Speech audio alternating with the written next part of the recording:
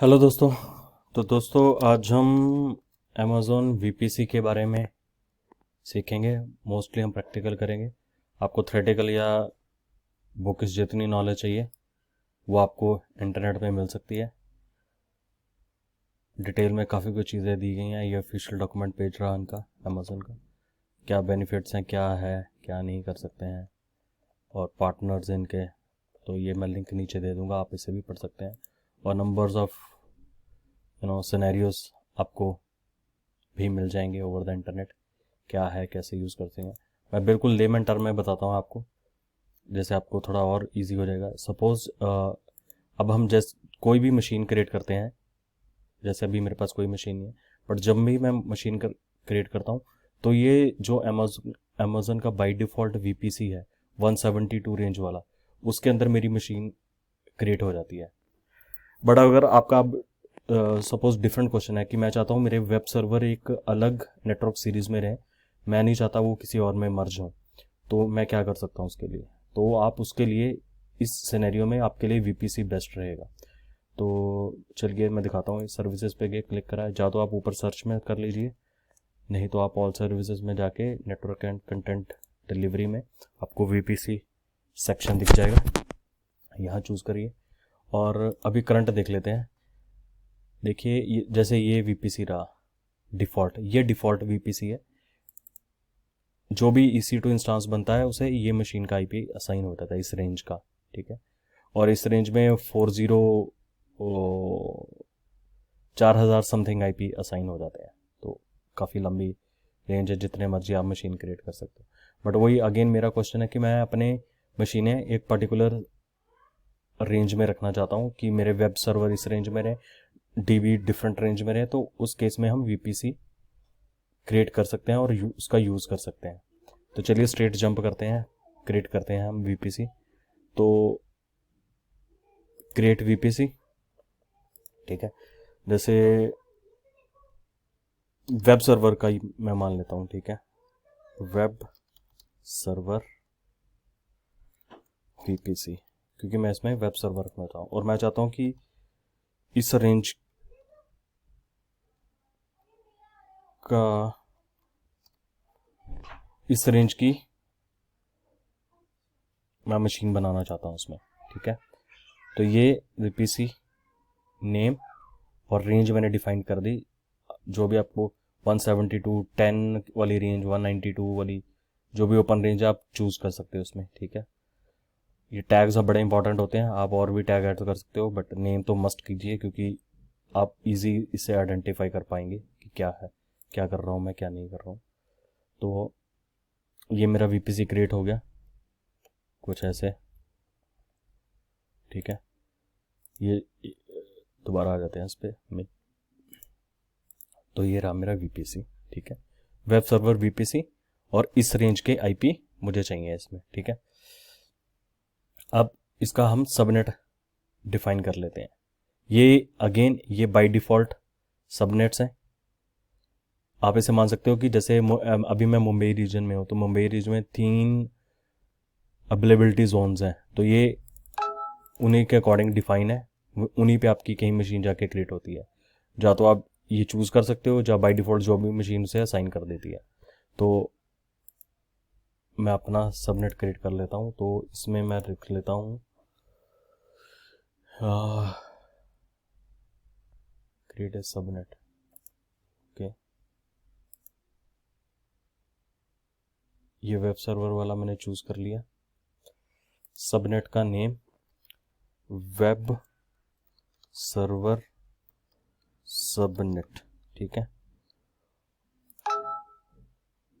Availability zone कोई choose करना है कीजिए, नहीं करना है तो ये बाय डिफ़ॉल्ट दे देगा। तो जैसे मैं, हाँ चलिए ये चूज़ कर लेते हैं हम, ठीक है। अब इसमें मैं रेंज, मुझे किस रेंज के चाहिए, तो मैं 168.1. ये ले लेता हूँ 1.0.24, ठीक है। तो मुझे इस रेंज के वेब सर्वर का मेरा आईपी 1 वाली रेंज के आए, तो ठीक है। तो 24 चूज़ करा है, तो मुझे रफली इसमें 256 के करीब आईपी एड्रेस मिलेंगे।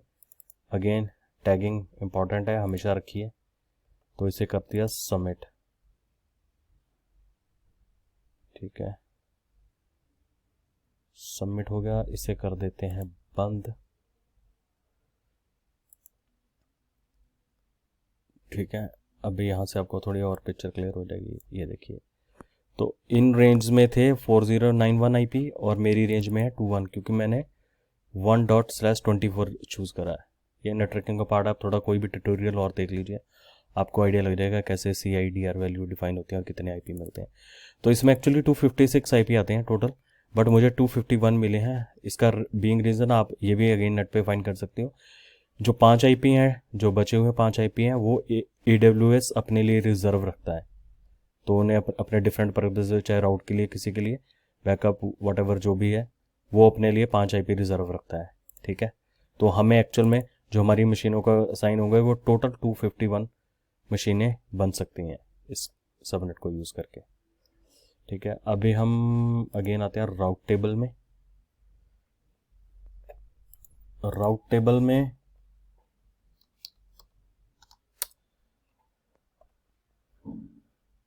ठीक है, ये इसने बाय डिफ़ॉल्ट बना दिया है। अगर देखेंगे वेब सर्वर VPC के साथ इसने अटैच कर दिया है, ठीक है। आप इसे यूज़ करना चाहते हो इसे यूज़ कर लीजिए, नहीं करना चाहते हो तो अपना क्रिएट कर सकते हैं, बट चलो इसी के साथ स्टिक रहते हैं हम। ये जो अभी क्रिएट हुआ है, आप इसे नेम दे सकते हो, देना चाहते हो, वरना हम न्यू क्रिएट करेंगे तो VPC ID इसी के साथ वो भी मर्ज हो जाएगा। व्हाट आई थिंक क्रिएट करें न्यू, चलिए क्रिएट करते हैं न्यू थोड़ा और। क्रिएट राउट टेबल ऐड करा, वेब सर्वर और राउट, ठीक है। इसमें VPC ID वही आपका वेब सर्वर वाली आ जाएगा, उसे चूज़ कर लीजिए, ठीक है। नेम हो गया, ऐड टैगिंग जो भी है, तो ये हो गया क्लोज, ठीक है। तो ये आ गया हमारा राउट क्रिएट हो गया। अब इसके साथ मैं सबनेट एसोसिएट करूंगा कि ये इसको यूज़ करके, ये रेंज है, ये यूज़ करके जाए, इसे सिलेक्ट करा, सेव करा, तो ये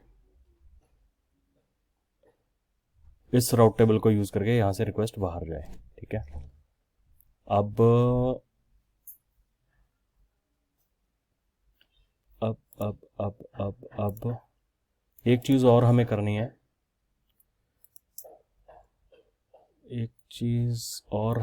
है, सबनेट में गए, ये वेब सर्वर वाला सबनेट चूज कर लिया, एक्शन में गए,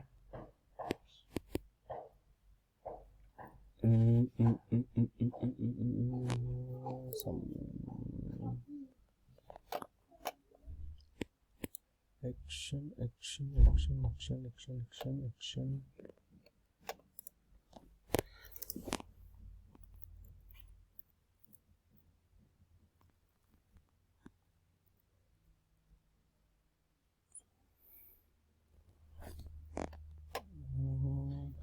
सबनेट में गए, माय वेब सर्वर चूज है, एक्शन में गए, अच्छा ठीक है, वो अपने बाइंड कर दिया। अब सबनेट सेक्शन में आ गए, हमने अपना सबनेट चूज कर लिया और इस पर क्लिक कर देंगे modify auto assign IP setting, ठीक है। तो ये क्या करेगी, ये करेगी इस सबनेट के अंदर जो 192.168.1 के अंदर जो मशीनें बनेगी उन्हें पब्लिक IP असाइन कर देगी ये, ठीक है। तो इससे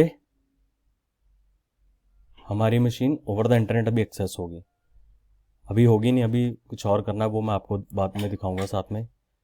तो ये एक मोस्ट इम्पॉर्टेंट स्टेप था जो हमने कर लिया। तो इसमें हमने देख लिया VPC क्रिएट करा, सबनेट क्रिएट करा, राउट टेबल करा, राउट टेबल भी न्यू क्रिएट करके उसमें हमने सबनेट एसोसिएट्स कर दिया, ये पर्टिकुलर वाला सबनेट, और हमने सबनेट को अलाउ कर दिया कि ये EC2 इंस्टांस को एज ए स्टैटिक IP भी डिफाइन करे, जिसे हम एक्सेस कर सकते हैं। ठीक है, तो ये दोस्तों वीडियो का फर्स्ट पार्ट है। ठीक है, यहीं पे मैं क्लोज कर रहा हूँ। सेकंड पार्ट में मैं EC2 इंस्टांस बनाऊंगा, उसमें आप देखना कि ये वाली रेंज चलेगी हमारी, और सबनेट और जो भी static IP AWS at the moment assign करेगा, फिर हम उसे एक्सेस करने की कोशिश करेंगे, और फिर इंटरनेट गेटवे वाला सेक्शन वहाँ पे आएगा, वो आपको मैं बताऊंगा कैसे ऐड करते हैं और कैसे एक्सेस करते हैं। तो चलिए पार्ट 2 में मिलते हैं, बाय बाय।